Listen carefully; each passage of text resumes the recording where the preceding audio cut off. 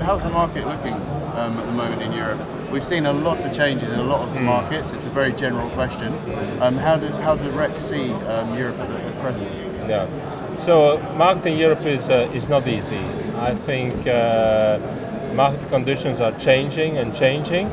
I think that requires from every organization being busy in the solar industry a very high flexibility to be able to adapt to any kind of changes.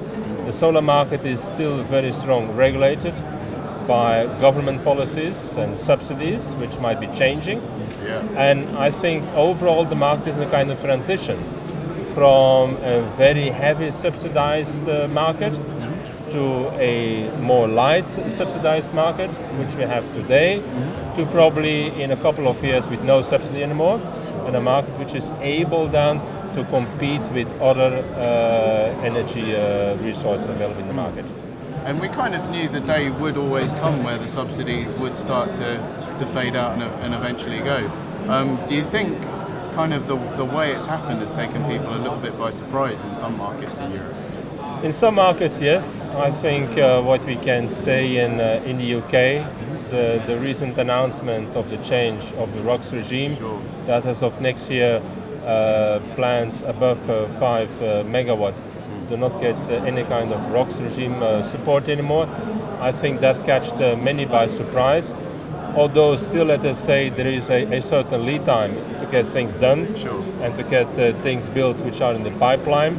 So therefore we expect in Q4 this year a kind of rush in the UK for the bigger plants. And what do you think are the biggest challenges we face as an industry? I mean, do you think it's a political thing, I think, or is it an economic thing, or is it maybe an economic thing? All of it, because okay, the market will go out of very heavy subsidized, and what we will be seeing is also a auction market, and that is what the EU is pushing and promoting now.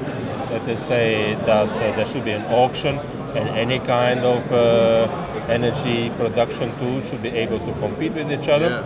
So therefore the challenge for PV is to be competitive with other resources, if it's wind or if it's nuclear or gas. That is the challenge, and that is what we need to work on. So, which means on the other side is also economical thing, yes? Yeah, I mean, it's interesting for us being from the UK as well with the reverse auction market, because the CFD's contracts for difference. It's, I mean, we hosted like a conference on finance yesterday. I have to admit, there were some people who are enthusiastic about the ideas of CFDs, but there's also a lot of people that are really struggling to actually get their heads around. You know, these are really people who are very well versed in both law and finance.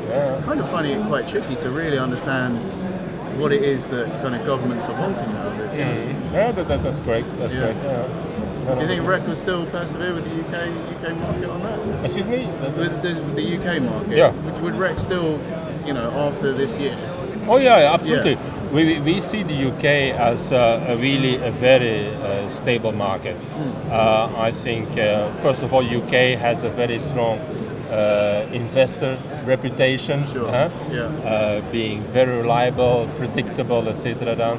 And I think the UK government will do everything to protect that image for the UK.